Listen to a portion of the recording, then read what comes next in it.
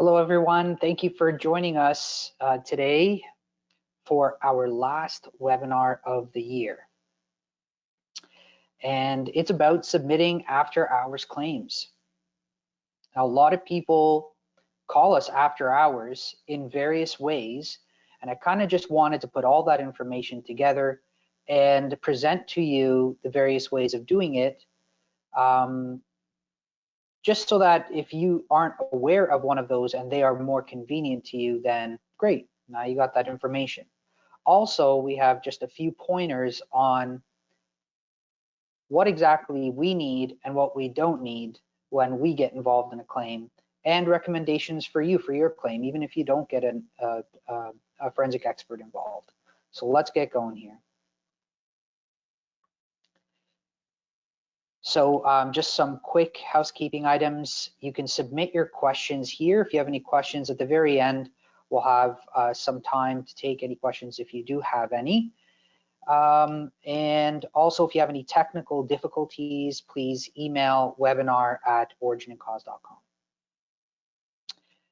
So if you don't know me, my name is George Costandi. I head the sales and marketing team at Origin and Cause, and I've been in the business for over 10 years. I would like to tell you that this photo is very deceiving. I do not have much hair left. And so I should update this. This photo was taken like 4 or 5 years ago. Yeah, so I've been at Origin and Cause for almost 10 years now. Preceding Origin and Cause, I was an adjuster myself, an all lines adjuster, working with various sizes of claims and types of claims. And I also have a background in marketing and sales strategy. And so that's me, but this isn't about me, it's about you guys. So let's jump right into it. So I wanted to start off with 3 do's and 1 don't relating to after hours claims. So these are just pieces of advice that we offer to you guys, that when you do get an after hours claim, there's certain things we really encourage you to do and not do. And the first one is when you get a new loss or a new claim, and when you assign a contractor, always give specific and explicit instructions to them. Usually they're the first responders out there who are responding to the incident. And back in the day when I was adjusting, they would go in, rip, 2 feet from the bottom of the drywall and just start ripping things out and getting the ball rolling for repairs to get to kind of start the process. But we don't entirely recommend that at the get-go, especially if you have any coverage issues, any liability exposure, or even any subrogation potential. So contractors these aren't within their scope really to assess these things. The ball's in your court as an adjuster to make this call. And so we give this advice to adjusters is be very specific and give instructions to your contractors, such as board up or fence up the scene. Try to secure the scene and make sure no one's going in or out if it's a large enough claim. If it's a smaller claim, then just tell your insureds to keep out of the area of loss as much as possible. In the event that it's a larger claim, secure the debris in piles by covering them with tarps. Sometimes we'll show up and there's just debris on the front lawn that has been piled up by the contractor and kind of spread around the front lawn or even the back. And so what we recommend in order for you to really preserve your evidence is to secure all that debris in piles and covered by tarps. And do not alter the electrical panel. In cases of fire, in fire cases, when we attend the scene, the first thing or not the first thing, but one thing that we do is we go down to the electrical panel and we take a look at if there's any tripped fuses, or if there's any information in the electrical panel, and that information is critical for our investigation. So we encourage you guys to instruct the contractors, because sometimes contractors will go in and flip all the switches on the electrical panel on the off position. What we recommend to them, if they want to shut off the power, is to just flick the main electrical switch, which is typically on the top of the panel. So just switch that one switch, but leave all of the other ones unaltered. And lastly, if items need to be removed, take photos of everything in situ before moving them. So if you've got, you know, a dryer, for example, involved in a dryer fire, take photos of the dryer before you guys move it, and suggest that to the contractors to take pictures of the general room, then more specifically to the dryer, and any other information or important details in situ where they were during the loss before they start moving things, if they have to move them. These are two photos. This is a scene that we thought there was opportunity for improvement, right? I wouldn't say that this scene has been sufficiently secured, and I would say that the adjuster should have probably given more specific detail, or hired security, or closed things off, because the scene is being compromised, or could potentially be compromised. And so if you do have subrogation potential in the future, this photo may cause you some trouble. This scene over here is the way you do it. The adjuster obviously knew that there may be subrogation potential, coverage issues, or liability in question. And so they really did a fantastic job of fencing things off, making sure the debris is covered in case there's snow or rain, and they really increased their chances for subrogation potential. The next do that we recommend in after hours losses that come in is secure evidence appropriately.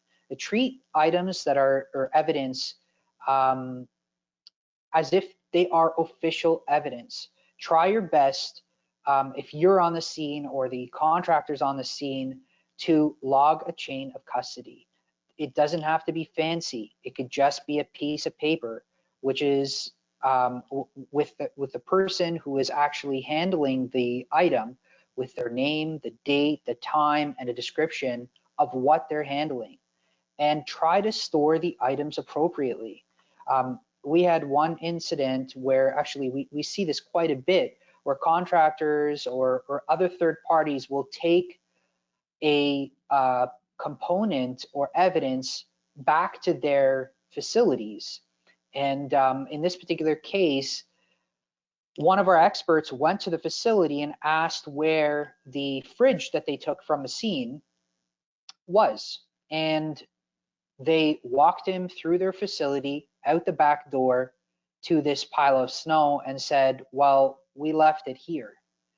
And so he tried to dig, couldn't really get through, and he just said, let me know when things start melting. And a few days later, he came back, and this was the fridge. This is what was left over. Now, there was probably some great subrogation potential in this file, but the evidence wasn't secured appropriately. So we want to encourage you guys, if you're getting files after hours or even during hours, like, this is so critical, guys. It's so critical for you to make sure that you secure evidence appropriately, whether, if the garage was still an appropriate place to store something temporarily while the expert or the contractor can kind of create a game plan as to where it would be stored. we encourage you to just try to find the right place for evidence. It could be even a braided hose. It doesn't matter. Don't leave it out to the elements. We've had braided hoses or other plumbing fixtures put in a plastic bag and hung on a doorknob of the front house, left there for hours. We could still take a look at the component and everything, but you are opening yourself to arguments against a subrogation, that you're trying to pursue, where the other parties that are looking at the reports that you've submitted, they may say, okay, well, look at this photo, or how was this evidence preserved? How was it secured and stored up until the examination or this report was written? Okay.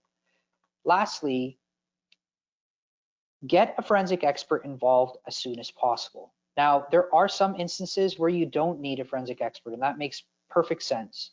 But when in question, just send us an email or give us a call and we can talk through it. Sometimes after hours, you may not immediately have the opportunity to speak to someone, but still send us an email and we promise that we will get some sort of response to you as soon as possible. The more time that evidence is not preserved, you're increasing the risk of compromised evidence, and you're decreasing your negotiating power when it comes to subrogation. So that is just the third do. Just try to get a forensic expert involved one way or another. Just give us a call, send us an email, and we can go through all the details. And we may tell you, you know what, you don't need a forensic expert on this for whatever reason. So just reach out to us and try to secure the evidence in the meantime. So those are the three do's, and the one don't is don't send us your notice of loss with prejudice information. You wouldn't believe how many notice of losses we get with very prejudiced information that is damaging to your claim investigation. I'm going to show you how to submit a notice of loss in the right way, just in the next slide. But information we need in general is the loss, the location of the loss, and what type of loss it is. Don't give us your opinion or what you think happened, and treat every file like it will end up in litigation. I saw a file come in yesterday with, in the description, it says suspicious claim.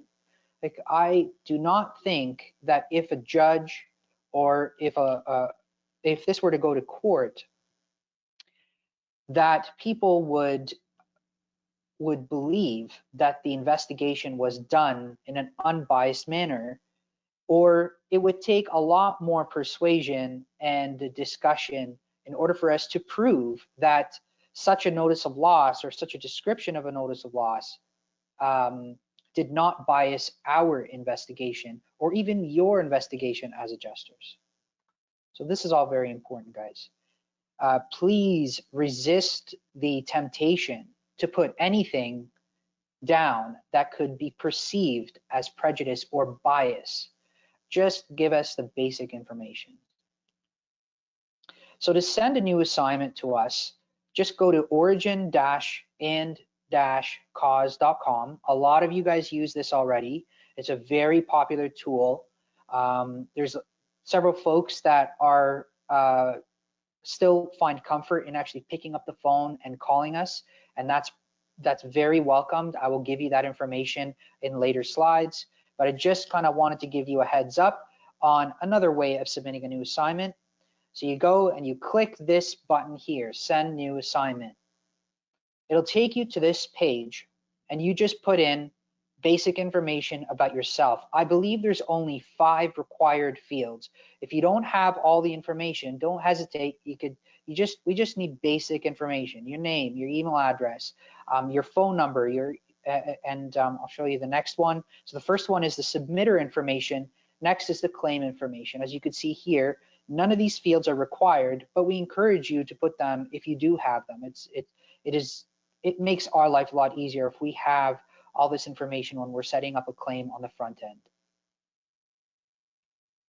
Next is the contractor information. So in after hours, a lot of time we'd like to speak to you and we'd like to speak to the contractor and just try to get some information from them, even give them some guidance as to what they should be doing or what they shouldn't be doing.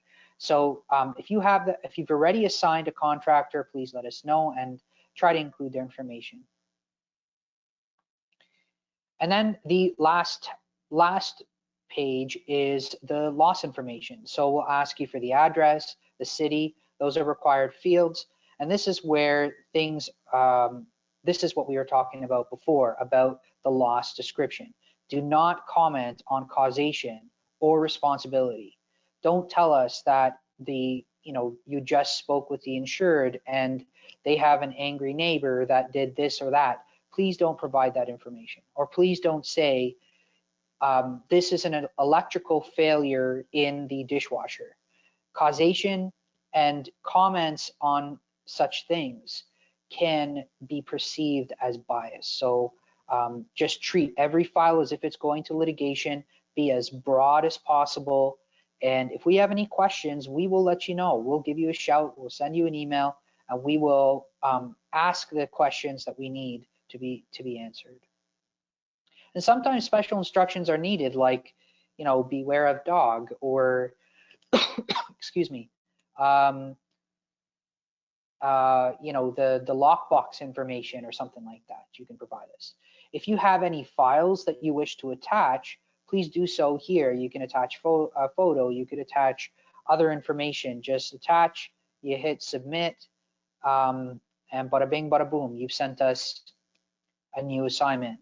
And this is the page that will greet you. Thank you for submitting an assignment. Origin and cause expert will contact you shortly. Right when you press that that submit button, that goes to a centralized claims intake team. They assign an expert very quickly and the expert contacts you. So we take pride in how quickly our new assignments are assigned and people give you a shout. And in after hours, I know a lot of people complain that they're not able to actually get a hold of anybody, but that's not what we do. We make sure that when you submit a new assignment, you give us instructions, you get contacted, okay? And as I had mentioned before, there's a couple of ways of submitting new assignments for after hours. So in addition to the send new assignment feature on our website, you can also call our after hours line. You could also email us, just a regular email, info@origin-n-cause.com. That email address is tied to the centralized claims intake group, the same way as the website is. So if you want to just send a quick question or send us a new assignment off of your phone, you don't want to do it over the website, you could do it in this manner. So with that being said, I just want to cover off one last thing, just about our locations and our experts and our disciplines at Origin and Cause. So we have 17 locations with over 40 forensic experts. As you can see, we're widespread right across through the country. And we have offices in Ancaster, Ontario, Mississauga, Kingston, Ottawa, Sudbury, Orillia, London, Windsor, and then out east, Halifax and Sydney, run by our New Atlantic manager, Peter Hamilton. Then we have Winnipeg, our Winnipeg office in central Canada, which actually is kind of the hub for the Western operations, including Saskatoon, Regina, Calgary, Edmonton, and Vancouver and Victoria. So all of these offices are accessible to you within hours and after hours. If you send a new assignment through the website, through a phone call, in any way, we'll make sure that we get the right people to you. Our services include fire and explosion investigation, canine investigation. This is a accelerant detection dog that is looking for any sort of fuels or gas accelerants used to typically done in suspicious fires. Structural engineering services, electrical engineering, alarm system and CCTV analysis, mechanical engineering, materials and metallurgical engineering, chemical engineering, and forensic litigation services. So this pertains to, see, this is when an after hours loss really goes the full track and ends up in the litigation track. Origin and cause, this is one of our specialties. We've been involved in over 1,500 legal cases and qualified as expert witnesses in all levels and types of Canadian courts, and we've testified as expert witnesses in over 170 litigation proceedings in Canada, the United States, and internationally. And also we have drone services. And just to kind of bring us to a close, I just wanted to tell you briefly what makes Origin and Cause stand out.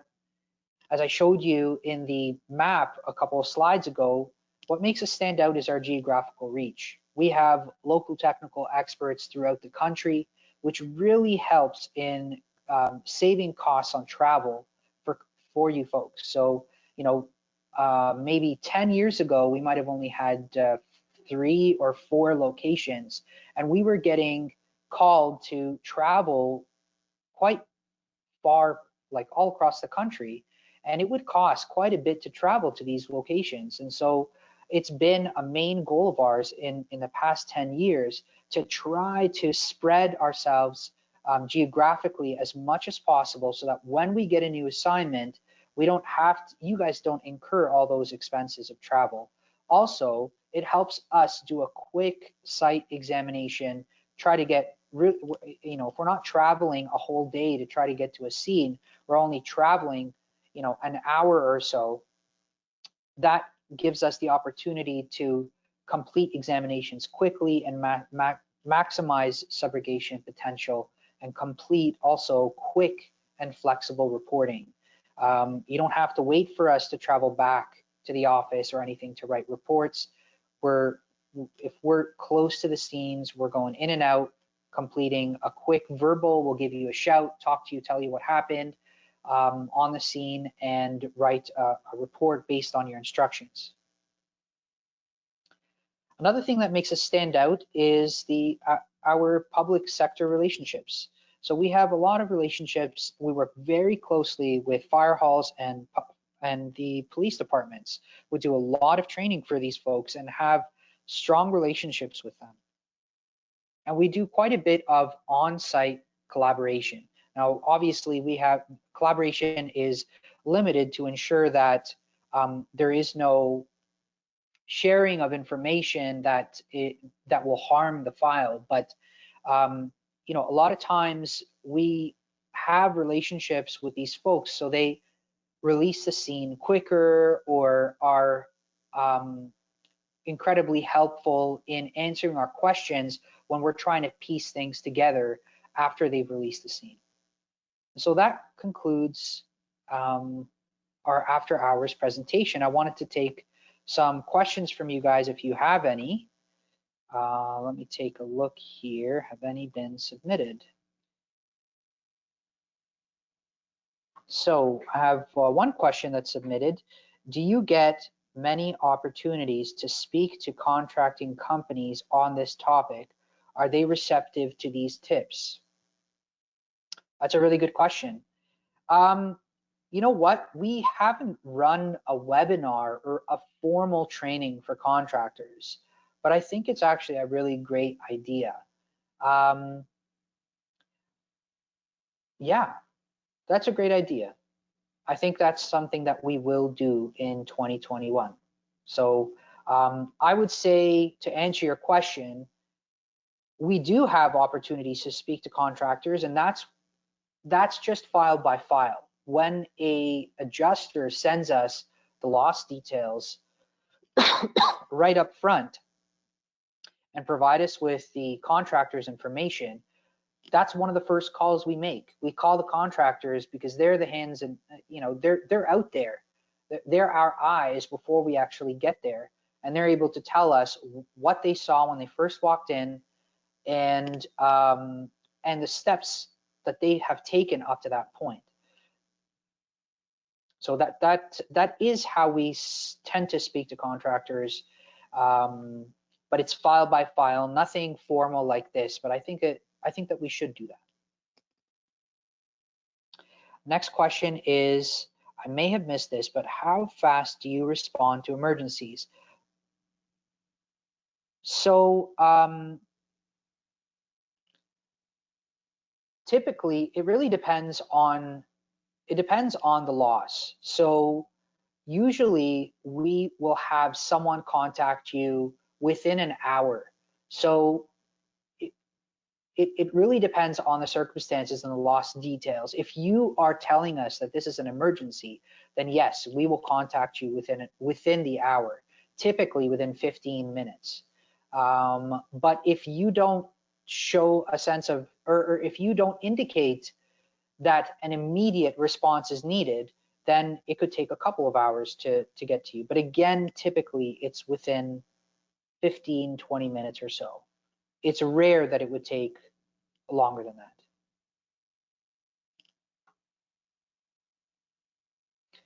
Okay, we just received 2 questions. So if no one else has anything to ask, I just wanted to let you know that you guys can reach out to me if you have any questions at any time. You see my emails most probably with all my contact information. I will send a follow-up email with all my contact information. You can give me a shout personally, and I'm happy to help you out. Thank you again, everyone, for joining us today. And also, I just wanted to thank everyone for tuning into all of our webinars this year. As I'd mentioned at the beginning, this is our last webinar. It's been a tremendous year.